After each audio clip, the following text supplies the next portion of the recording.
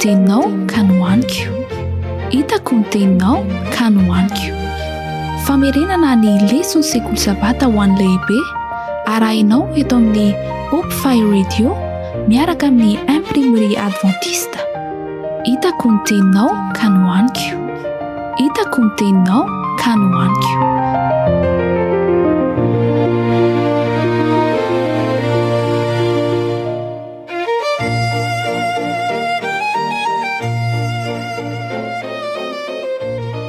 Miarabantsika rehetra indray tonga soamantsara amin'ity telo volana fahatelo ity.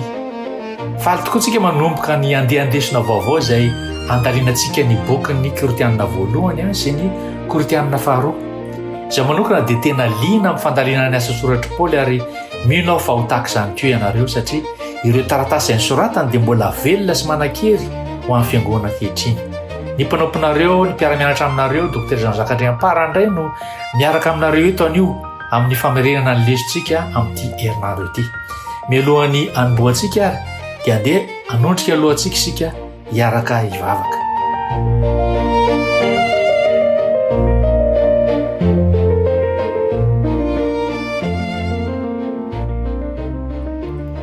Ry rainay masina sy ranezina an-danitro, misaotra anao zahay noho ny tombonandro izay mbola omenao anay natratraranay izao fotoana izao. Amin'ity anio ity dia manatona anao indray zahay eto mpanomboana n'ity lesona vaovao ity izay andinianay ny asa soratry Paoly ho an'ny Koritianina. Mangataka izay Tompo mba anokafa ny fananao masina ny sainay sy ny fonay, ahafahanay mahatakatra ny hafatra izay nentiny tamin'ny fiangonana tamin'izany andro izany ary ahita koa ny fampiarana azy eo amin'ny fiainanay ankehitriny. Mamelany elokay satria izany no hevitra mampisaraka anay aminao. Taio manokana ny tsiraray avy izay manaraka izao fianarana izao. Engane ny fanatrehanao hiaraka aminay mandritra izao fotoana izao fa noho ny amin'ny anaran'i Jesosy no angatana izay mivavaka izany. Amen.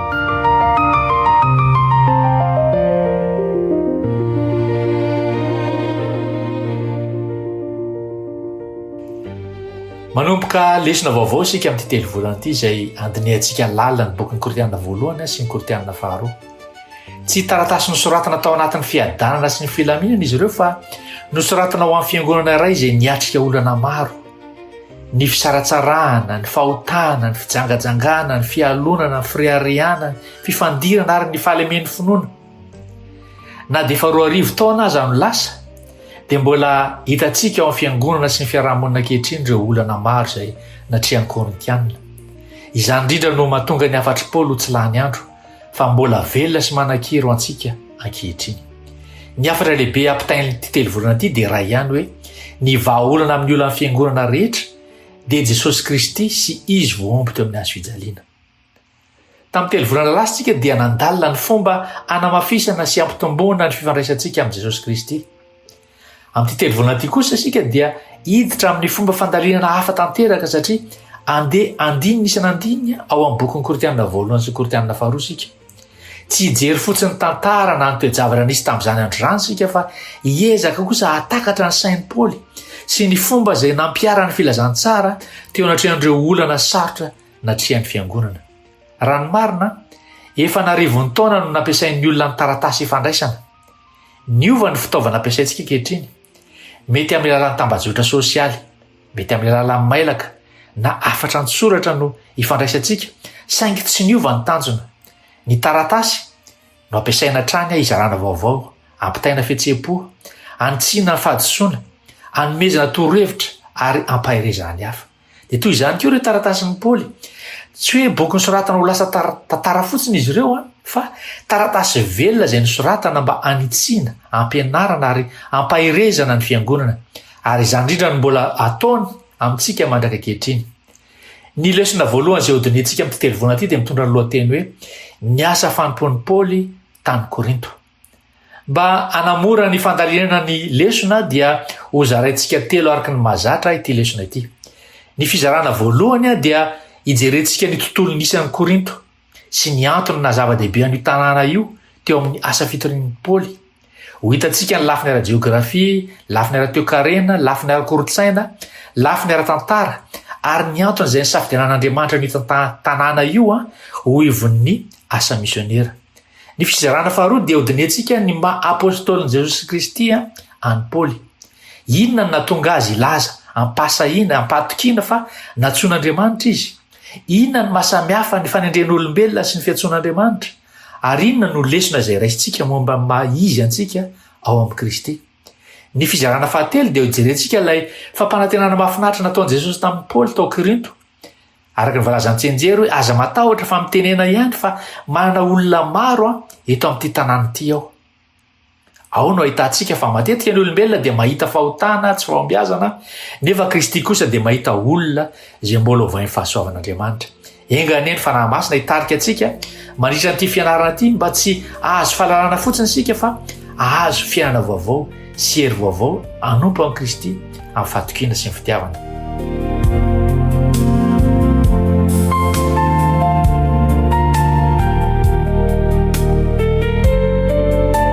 Travetrany eo amin'ny fizarana voalohany amin'izao lesona zao ary sika.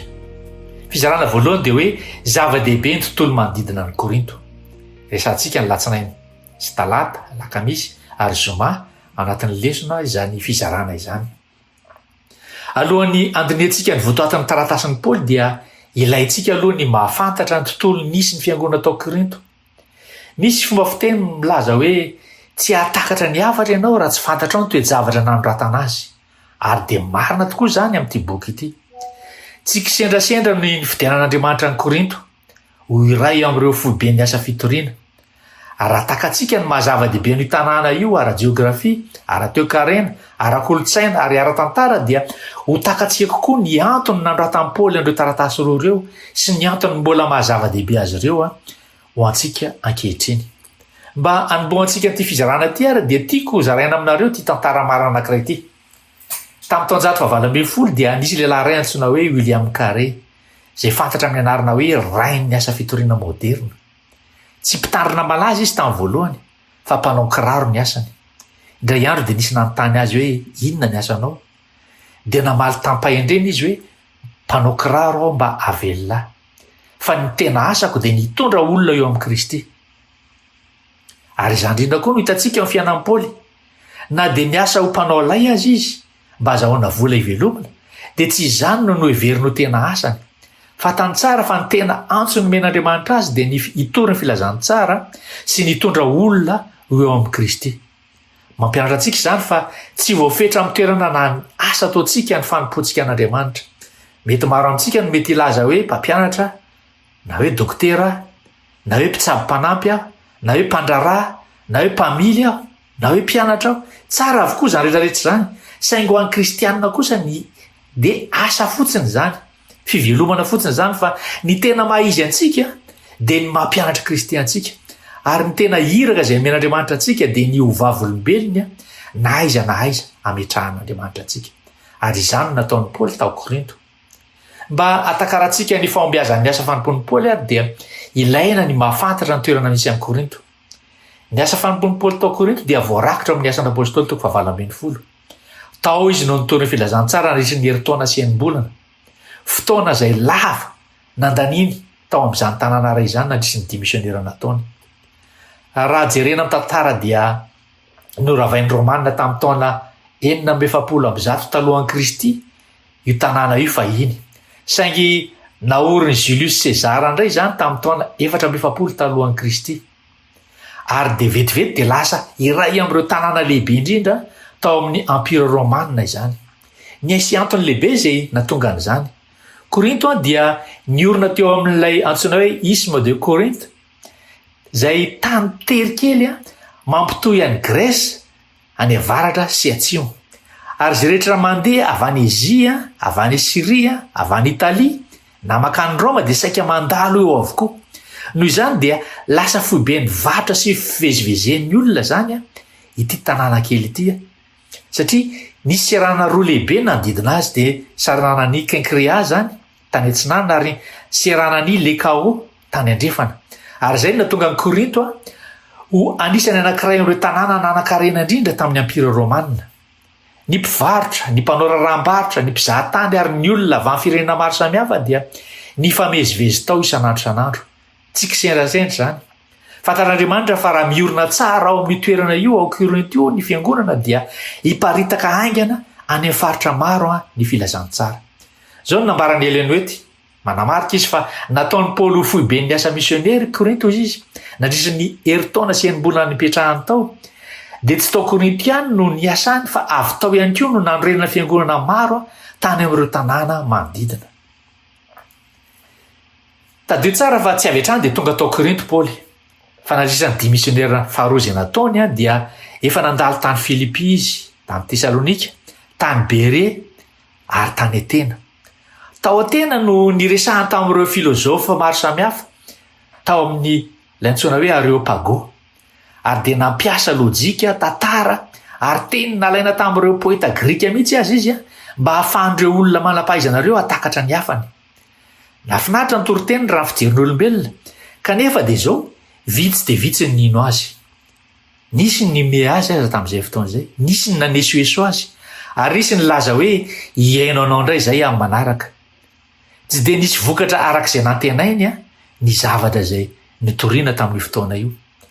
Rehefa niala tao Atena izy kivy dia kivy dia nakany Korinto ary tao Korinto no nanapa-kevitra fa tsy ampifantoka ny toriteny intsony amin'ny fahendren'olombelona izy fa ampifantoka ny toriteny manomboka hatreo amin'ny Jesosy Kristy indrindra izy voaomby teo amin'ny hazo fijaliana. Ary izay no natonga anazy hanoratra an'izao teny izao tateo aoriana hoe faneny tsy halala zavatra hafa teo aminareo afa-tsy Jesosy Kristy sy izy voaomby teo amin'ny hazo fijaliana. Korintianina 2:2. Tsy midika akory izany fa hoe ratsy ny fahalalana. Tsy midika akory izany fa hoe tsy ilaina ny fianarana. Fa mampianatra antsika kosa izany fa hoe tsy ny fahendren'olombelona no amonjy ny olona fa ny ery avy amin'ny filazantsara, ery ny fanahy masina izay ao anatin'ny filazantsara.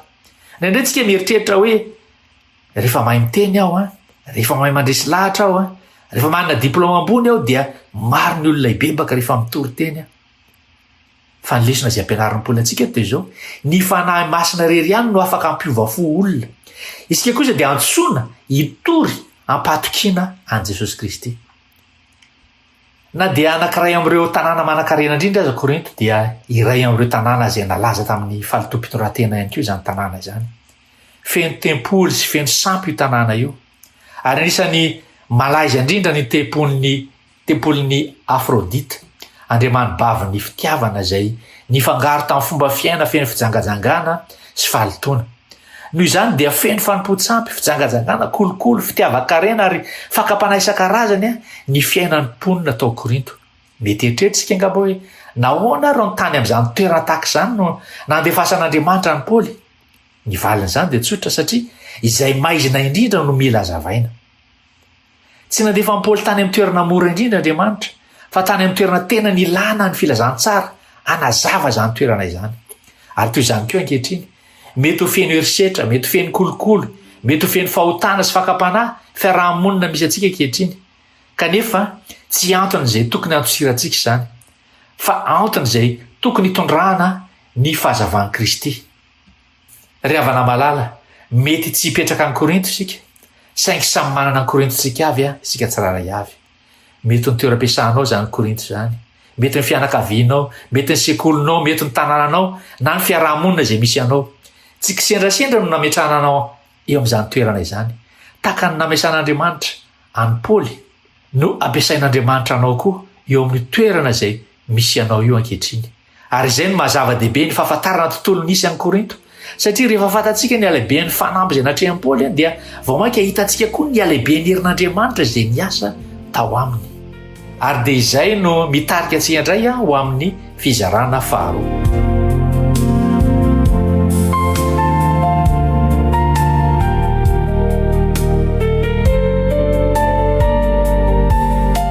Fizarana faharoa dia hoe Paoly apôstôlin'i Jesosy Kristy. Rehefa avy nafantatra ny tontolo sy ny toe-javatra nisy amin'ny Korinto isika dia andinika indray ny olona izay nampiasain'Andriamanitra hanorina fiangonana tao amin'izany tanàna izany. Tsy kisendrasendra nahatongavan'i Paoly tao Korinto. Tsy nandeha tamin'ny heviny manokana izy fa satria natsoin'Andriamanitra izy dia izay ny antony izay nanombohany taratasiny tamin'ny fomba iray tena manan-danja. Vakitsika ny Korintiana 2:1 manao hoe Paoly nantsoina apôstôlin'i Jesosy Kristy araka ny sitrapon'Andriamanitra. Ary toy izany ihany koa voalaza amin'ny Korintiana 2:1 Paoly apôstôlin'i Jesosy Kristy araka ny sitrapon'Andriamanitra. tsikarotsika avatrany angamba eto fa tsy anarana no nambarany teto, tsy ny anarana no tiana songadina eto voalohany indrindra fa ny maizy azy sy ny fiantsoana zay men'Andriamanitra azy. Tsy nilaza izy hoe Paoly ilay nandiha fianarana nianatra teo ambanin'ny tongotry Gamaliela, ilay farisiona fanafo, tsy nilaza mombamomba ny tenany izy. Tsy nilaza izy hoe Paoly ilay mpahay asa tanana mahagaga, ilay mpanao lay, fa hoy izy hoe Paoly apôstôlin' Jesosy Kristy araka ny sitrapon'Andriamanitra.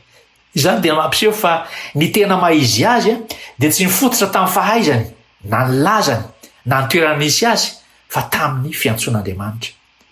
Inona moa no atao hoe apôstôly? Ny teny grika hoe apôstôlos dia midika hoe olona nirahana, olona manana iraka, olona nalefa, olona manana fahefana avy amin'ilay naniraka azy. Noho izany dia tsy olona nanendry tena i Paoly, tsy ny fiangonana no nifidy azy, tsy ny apôstôly hafa no nanome azy zany anaram-boninahitra zany, fa Jesosy Kristy mihitsy no niantso sy naniraka azy. Izany no natonga azy anoratra ao Galatiana 1:1 manao hoe Paoly apôstôly tsy avy amin'ny olona na tamin'ny alalan'olona fa tamin'i Jesosy Kristy sy Andriamanitra ray. Izay ny fototry ny fahasahiny, fatany tsara fa tsy olona naniraka azy, fatany tsara fa Andriamanitra niantso azy. Nahoana moa no nasongadin'i Paoly zany zavatra zany? Satria maro no nanohitra ny maha-apôstôly azy. Nisy ny laza fa tsy isy an'ireo apôstôly 12 izy. Nisy ihany koa ny laza fa tsy niaraka tamin'i Jesosy nandrisy ny fanompony teto an-tany. Nisy aza ny nanarana nanamaivana ny fahefany sy ny afatra netiny. Noho izany dia nanambara mazava Paoly fa tsy izao no mifidy ny tenako fa Andriamanitra no niantso ahy, ary izay no natonga azy anana fahasahiana sy fahatokiana teo amin'ny asa fanompony. Araka voalaza soratra masina dia nisy antony lehibe telo izay nahafahan'i Paoly ny laza fa tena apôstôly izy. Voalohany indrindra, nahitan'i Jesosy nitsangana tamin'ny maty izy teny an-dalana ho an'ny Damaskosy. Rehefa mbola nanentsy an'i Kristianina izy dia niseho tamin'i Jesosy. Niova tanteraka ny fiainany tamin'izay fotoana izay. Ilay mpanenjika lasa mpitory, ilay favaly fiangonana lasa mpiaro ny fiangonana. Faharoa, nantsoin'i Kristy manokana izy. Zao no nambaran'ny Tompo tamin'ny Ananiasy hoe fa fanaka voafidiko izy hitondra ny anarako eo anatrehan'ny jentilisa sy ny mpanjaka ary ny zanak'Israely. Asan'ny apôstôly 7:12. Tsy kisendrasendra zany. Nanana iraka mazava Paoly, natsoana hitory ny filazantsara indrindra ho an'ny jentilisa izy. Antony fahatelo ihany koa dia hoe nivokatra zay nanaporofo ny fiantsoana azy. Zao no nambaran'i Paoly amin'ny Korintana 1:7-2 hoe ianareo ny tomboka sehan'ny maha-apôstôly ao amin'ny tompo. Inona zavatra niseho? Mitombo ny fiangonana, maro ireo fiangonana izay naoriny, olona narivony maro ny ovafo, filazantsara ny paritaka eran'ny ampira romanina. Zany rehetrarehetra zany dia porofo ny fiantsoan'Andriamanitra azy avokoa. Ary misy lesona lehibe izay tiantsika ho tsoahana eto ankehitriny hoe talohan'ny antsoan'Andriamanitra ny Paoly dia fantatra tamin'ny anarana hoe Saoly izy. Saoly ilay fariseo, ilay mpahay lalàna, ilay mpianatra Gamaliela, ilay olona ajaina. Nefa rehefa niona tamin'i Jesosy izy dia niova ny fomba fijery ny tenany. Tsy ny fianarana intsony no namaritra azy, tsy ny lazany intsony no namaritra azy, tsy ny toerana nisy azy intsony fa Kristy. Izay no antony nilazany hoe ny zavatra rehetra nataoko ho tombony dia nataoko fatiantoka ankehitriny, nataoko taimboraka zany noho ny amin'ny Jesosy Kristy. Mpiara-mianatra malala, ny maizy antsika koa dia tsy tokony hiorina amin'ny vola na amin'ny diplôma na amin'ny toerana misy antsika na amin'ny asa ataontsika na ny amin'ny laza na ny voninahitra zay ananantsika, fa tokony hiorina amin'ny fifandraisantsika amin'ny Jesosy Kristy zany. Misy zavatra ray matetika nefa tsy dia resahana loatra. Fa rehefa avy niovafo Paoly dia tsy niditra avetrany tamin'ny asa lehibe fitoriana akory, fa nandany fotoana mitokana niaraka tamin'Andriamanitra izy. Ao amin'ny boky Vavolombelona Mahery pejy 1300 i Ellen White dia nilaza an'izao fanambarana izao hoe nianasika indrindra ny fanoherana ka tsy navela noho ny asany tao Damaskosy Paoly. Nisy mpitondra hafatra avy tany an-dranitra nibaiko azy hiala aloha ka lasa nakany Arabia izy. Tany no nahitany fialofana azo antoka. Tany nefitra samy rery tany Paoly dia nanana fotoana mety nalalaka hianarana sy andinian-tena tamin'ny-pahanginana, niverenany no dinihana tamin'ny-pahatokiana, ny fanandramany tamin'ny lasa sy ny rosiny tamin'ny asa fibebahana marina. Nitady an'Andriamanitra tamin'ny fony rehetra izy, ka tsy nitsahatra raha tsy fantany fa azo antoka ny nanekena fibebahany sy namelana ny elony. Ny rino mafy ny azo toky fa hiaraka aminy Jesosy eo amin'ny asany ho avy. Nofoanany tampony ny hevitra izay nibahana sy ny lova-tsofina izay namefy ny fiainany hatramin'izay ary nandray baiko avy tamin'ny loharan'ny famarinana izy. Ny ray fo taminy sy ny nampitombona azy tao amin'ny finoana Jesosy ka nandrotsaka taminy ny fatra-pahendrena sy ny fahasoavana amin'ny tafotafo. Mampianatra antsika zany zany fanambaran'izany fa tsy ny asa no ataon'Andriamanitra voalohany indrindra fa ny olona ny volavolainy voalohany indrindra. Alohan'ny ampiasaina antsika dia amboariny aloha ny fontsika, amboariny ny toe-tsaintsika, ary alohan'ny andefasina antsika dia ampianariny aloha tsika. Alohan'ny hanomezana antsika andraikitra dia ampianariny hiantehitra aminy isika. Misy olona maro ankehitriny izay mametraka ny lanjany amin'ny diplôma azony, manana masters, manana PhD, volananany, ny toerana iasany, na ny lazany amin'ny fiarahamonina.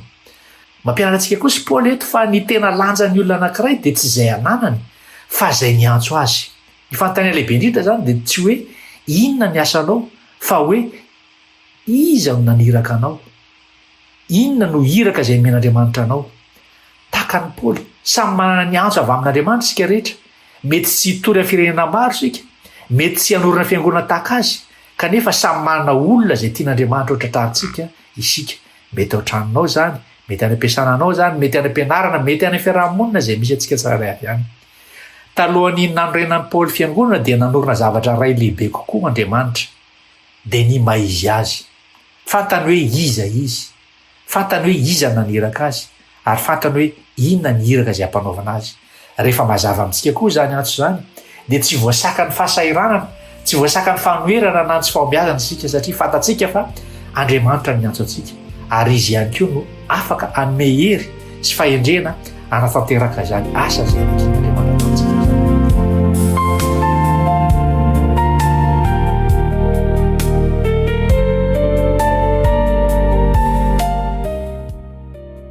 Dia miroso eo amin'ny fizarana fahatelo farany ary zany tsika amin'izao lesona zao hoe mahita ny mety ho vitantsika Kristy izay matetika tsy hitantsika. Mifototra amin'ny lesona larobia izay lesona izay. Rehefa avy nianatra ny mazava-dehibe amin'ny Korinto sy ny fiantsoan'Andriamanitra ny apôstôly Paoly sika dia tonga amin'ny ampahany anankiray tena mampahery amin'ity lesona ity. Hodinentsika eto ny asan'ny apôstôly toko 9:7-10 izay mitantara ny fanoherana nahazo amin'ny Paoly, ny fankiviny, ny fampiarezana izay nomeny Jesosy azy tamin'ny alalan'ny fahitana tamin'ny alina. Ny lohahevitra lehibe dia izao hoe mahita ny mety ho vitantsika Kristy izay matetika tsy hitantsika. Ary mifandraika amin'ilay tsenjery izay ianarantsika zany efa manana olona maro ito amin'ity tanàna ity aho. Io andininy io no fototra sy ivon'ny lesona izay ianarantsika. Raha vakintsika amin'ny asan'ny apôstôly toko 9:1-5 dia amivalaza ao fa isaka ny sabata dia niditra tao amin'ny sinagoga Paoly ary niezaka nandresy lahatra na jiosy na grika fa Jesosy no Mesia izay nampanantenaina. Ary dia toy ny fanaony hatrany dia nanomboka tamin'ny jiosy aloha izy, nitory tamin'ny paharetana, nanazava ny soratra masina, naneho fa tanteraka tamin'ny Jesosy ireo faminaniana rehetra ireo. Kanefa rehefa nandeha ny fotoana, nianahery ny fanoherana. Ary dia zao ny voalazan'ny soratra masina hoe ary raha nanohitra sy niteny ratsy azy ireo, asan'ny apôstôly toko 9:1-5, tsy hoe tsy nanaiky ny hafatra fotsiny ireo olona ireo fa nanohitra, nanompa niteny ratsy an'ny Paoly sy ny filazany tsara. Nahoana moa no nampahory an'i Paoly zany zavatra zany? Satria tiany ny firenena mba ho vonjena, tiany ny firenena mba handray an Jesosy Kristy, ilay Mesia. Ary dia ao Romana toko 5 dia milaza izy fa vonany hafohy ny tenany azy izy raha ilaina, raha izay no havonjy ny jiosy. Noho izany rehefa hitany fa nandahan'i Kristy ireo olona ireo izay nantena indrindra dia naratra mafy ny fon'ny Paoly. Ary dia tsy mora tamina zany. Mampiseho zany fa na dia apôstôly lehibe azy Paoly dia mbola olombelona ihany izy, nalahelo, kivy, ary nisy fotoana saika very fanantenana tanteraka. Ary maro amintsika koa nefa miaina zavatra toy izany. Mampianatra zanaka isika ohatra, nefa toa tsy miaino ilay zaza. Mitory amin'ny havana isika nefa toa tsy mandray izy ireo. Mivavaka amin'ny vaty isika, na ny namana, nefa toa tsy misy fiovana. Indraindray aza isika dia mieritreritra hoe angamba verimaina ny ezaka izay ataoko. Fa tsy izany nefa fomba fijerin'Andriamanitra. Rehefa hitan'ny Paoly ny hamafy ny fondreto jiosy reto dia hoe Paoly hoe akany amin'ny jentilisa manomboka izao. Asan'ny apôstôly toko 9:1-5. niala tao amin'ny sinagoga izy kanefa dia misy atsipirian-tena maly iny eto tsy nandeha lavitra kory nefa izy fa nakany amin'ny tranony Titos Josto zay teo akaiky ny sinagoga teo ihany toy ny hoe mbola manokatra varavarana ho an'ny rehetra zay teheny filazantsara izy tsy navelany ampijanona ny iraka zay men'Andriamanitra azy ny fandavana izany no lesona lehibe zay raisitsika eto tsy tokony ampitsahatra ny fanompoantsika ny fanoerana ny fahatokintsika no angatan'Andriamanitra amintsika fa tsy ny fambiazana araka ny fijerin'olombelona raha vao niala tao amin'ny sinagoga Paoly dia nisy zavatra anankiray nefa tsy nampoiziny Paoly ny tranga i Krispo ray lehibe any sinagoga mihitsy ny lasa nino an Jesosy tsy izy rery ihany fa ny ankonany manontolo zay voalaza amin'ny baiboly hoe ary maro tamin'ny kristianina ny koza izy no nino ka natao batisa mampianatra antsika izany fa matetika ny olona izay iverintsika ho sarotra indrindra no mety olona voalohany hovain'Andriamanitra noho izany dia tsy tokony tsara olona mihitsy isika tsy fantatsika izay atao amin'ny fanahy masina ao am-pon'ireny olona tsirairay avy ireny nisy lehilahy anatsoina hoe John Newton mpivarotra andevo izy io nalaza tamin'ny herisetra sy ny faratsiana ary ny asiahana tsy nisy nieritreritra mihitsy ndray androany hoe ho lasa mpanompon'Andriamanitra ity lehilahy ity kanefa rehefa niaina ny fahasoavan'i Kristy izy dia niova tanteraka ary John Newton no nanoratra n'ilay raha-malaza hoe Amaziny Grèce ilay lehilahy nampijaly olona mindry lasa nitaony ny fahasoavan'Andriamanitra izany no ataon'i Kristy mahita olona mbola afaka hovaina izy na dia efa very fanantenana aminy aza izao tontolo izao indraindray tsika dia mieritreritra fa tsy natahotra mihitsy ireo olo malaza amin'ny finoana saingy tsy marina zany ary zao nambaran'i Paoly tateoriana hoe tonga teo aminareo tamin'ny fahalemena sy ny tahotra ary niovotra be aho izy izy Korintana voalohany toko 2:7 tsy menatra izy nilaza an'izany tsy menatra izy nieky an'izany reraka izy kivy izy natahotra izy izany no mahatonga antsika atakatra fa tsy ny herin'i Paoly no naombiaza ny asa fanompoana izay nataony fa ny herin'Andriamanitra mety misy olona miaino antsika ankehitriny reraka amin'ny asa reraka amin'ny fiainana reraka amin'ny fanompoana reraka amin'ny olona tsarovana nefa fa na dia Paoly koa aza dia nandalo fotoana tahaka izany tsy fahotana akory ny hoe reraka fa loza kosa raha kivy ka miala amin'ilay antso ny men'Andriamanitra rehefa tena kivy indrindra Paoly dia nisy zavatra izay nafinaritra ny tranga tsy nandefa anjelan'Andriamanitra tsy nandefa apôstôly hafa fa Jesosy mihitsy no niseho taminy tamin'ny fahitana tamin'ny alina ary dia hoy izy hoe aza matahotra mitenena ihany aza mangina fa izao ambanao tsisy olona nisy ratsy ianao fa manana olona maro eto amin'ity tanàna ity ao araka voalazany tsinjeritsika tena mahafinaritra izany fampanantenana izany maro tsara ny tsy nilaza Jesosy hoe hanana olona maro aho fa hoy izy hoe manana olona maro aho filazam-potoana ankehitriny zany midika izany fa na dia mbola tsy nibebaka aza ireo olona ireo dia efa hitan'Andriamanitra ankehitriny hitan'Andriamanitra sahady fa isy andray filazantsara amin'izy ireo ary izay tsy hitan'i Paoly dia efa hitan'i Kristy zao ny fanambarany madamo ety fa rehefa nieritreritra ny andao amin'ny Korinto Paoly noho ny fanoherina sy ny fakiviana dia niseho tamin'ny fahitana ny tompo mba ampahery azy namparateny izy fa hiaro azy ary mbola maro ireo olona andray filazantsara ao amin'ilay tanàna noho izany fampanantenana izany dia nijanona herintaona sy erim-bolana ny Paoly ka nanorina fiangonana matanjaka tao Korinto ry ava-malala matetika isika dia mahita olona mpisotro toaka ohatra kanefa Andriamanitra dia mahita evanjelistra aminy matetika dia mahita olona mpanao ratsy kanefa Andriamanitra dia mahita mpitarika fiangonana ao anatin'ny olona io matetika isika dia mahita olona very kanefa Andriamanitra dia mahita olona ovonjena ao amin'ny olona io ary izay no mahasamy hafa ny mason'olombelona sy ny mason'Andriamanitra mahita fahafahana ao amin'ny olona Andriamanitra mahita ny Mosesy izy raha mbola mpiandrondry tany anefitra nahita ny Davida izy raha mbola zazalahy kely mpiandrondry nahita ny Petera izy raha mbola mpanjony Petera nahita Maria Magdalena izy raha mbola voafatotry ny demonia Maria Magdalena nahita ny Saoly izy tamin'izany fotoana izany raha mbola mpanenjika fiangonana ny Saoly ny olona mahita fahelemena amin'ny olona anankiray fa Andriamanitra kosa mahita olona afaka izay hovainy fahasoavana amin'ny olona anankiray misy olona izay efa najanonao ny vavahana hoe misy havanao izay efa nilazanao hoe tsy ova fotsony io olona io tsarovy ny tenin'ny tompo hoe mbola manana olona maro eto amin'ity tanàna ity ao angamba nisan'izany le olona efa very fanantenana aminao fa aza mitsahatra mivavaka aminy aza mitsahatra ny mity azy aza mitsahatra ny joro vavolombelona satria mety efa hitan'Andriamanitra sahady izay mbola tsy hitantsika ry mpiano malala tsy ny abetsahany fahotana no hitan'i Jesosy voalohany fa ny abeany fahafahana hovaina rehefa nijenan'i Korinto Paoly dia nahita tanàna feno fahotana sy fanoherana fa rehefa nijery Korinto kosa Jesosy dia hoy izy hoe manana olona maro eto amin'ity tanàna ity ao. Ny zavatra hita amin'ny Paoly dia olana, fa ny zavatra hita ny Kristy kosa dia fijinjana. Engany isika tsirairay avy angataka amin'Andriamanitra ka hanome antsika maso tahaka ny an'Andriamanitra ary ahita olona tsy amin'ny mahizy azy ankehitriny fa amin'ny mahizy azy rehefa hovay fahasoavan'i Kristy izy.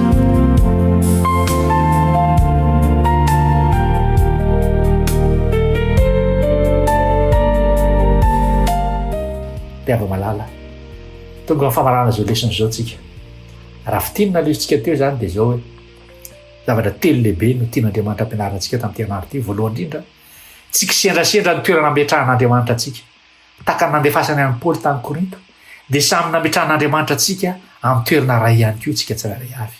Mety eo anivon'ny toeram-piasanao, mety eo anivon'ny fianakavianao, mety eo anivon'ny sekolinao na fiarahamonina izay misy anao na eo amin'ny fiangonanao, tsy kisendrasendra zany. Tadio fa misy olona tian'Andriamanitra ho tratrarina amin'ny alalanao. Faharoa, ny sahantsika tamin'ny leson'ity koa dia ny hoe ny maizy atsika dia tsy faharitan'ny asa atsika akory, fa faharitan'ilay fiantsoan'Andriamanitra atsika. Tahaka ny Paoly dia samy nanana antso avy amin'Andriamanitra sika. Mety tsy ho apôstôly sika, mety tsy hitory amin'ny firenena maro sika, mety tsy hanorina fiangonana maro, kanefa samy nantsoina hitoran'i Kristy amin'ny toerana izay misy atsika tsirairay avy sika.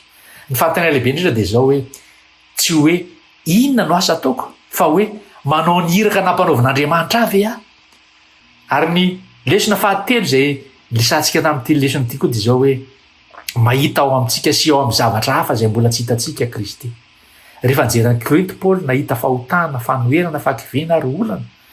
Fa rehefa mijery Korinto kosa Jesosy dia hoy izy hoe manana olona maro eto amin'ity tanàna ity ao. Ary izay no mampiavaka ny fijerin'Andriamanitra, tsy mijery ny lasa izy, tsy mijery fahotana fotsiny izy, fa mahita ny olona izay azo ny fahasoavana hovaina izy.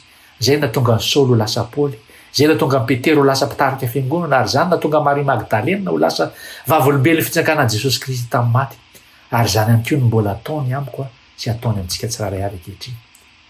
Mety misy olona ray efa nahavery fanantenananao ve? Mety havanao zany, mety zanakao zany, mety vadinao zany, mety namanao zany, mety mpiara-miasa aminao, mety efa nilazanao ve izy ireo hoe tsy ova fotsiny zany olona zany, fa androany mampatsiahy antsika Jesosy hoe manana olona maro eto amin'ity tanàna ity ao.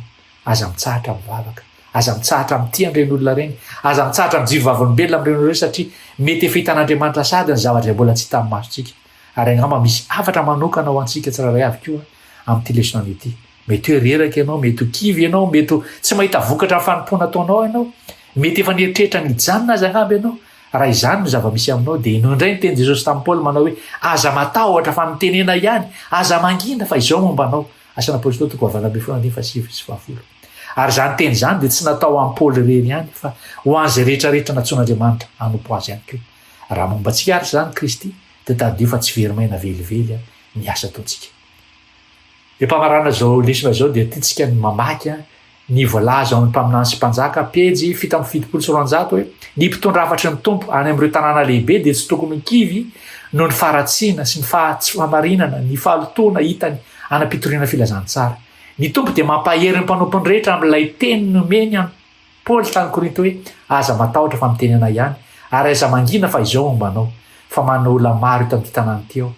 Ary na dia feno herisetra sy heloka aza ny tanàna anankiray dia mbola misy olona maro izay raha ampianarina araka ny tokony ho izy dia ho lasa mpanaraka an'i Jesosy Kristy. Izany ny fanantenantsika.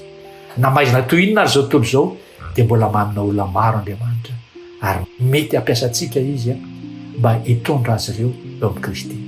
Dia izay indray ara zany lisontsika tamin'ity ianarana ity. Manantenao fa nitondra fitahiana sy fampahirizana ao anao zany fianarana zany androany. Ary mampiresika antsika rehetra hatrany mba hanohy ny fandalianantsika isan'andro ny ten'Andriamanitra sy lesona sekoly sabata sy arakaraka ny andiniantsika azy zany no ampitombo ny foloantsika, ampitombo ny fahalalantsika an' Jesosy Kristy. Ary sitrapon'Andriamanitra dia eo indray tsika fotoana manaraka dia mametraka ny mandra-piresaka sy ny mandra-piona ho antsika tsirairay avy. Ny tompo ane hita sy hiaro antsika rehetra. Hiaraka hivavaka tsika marana izao fotoana izao.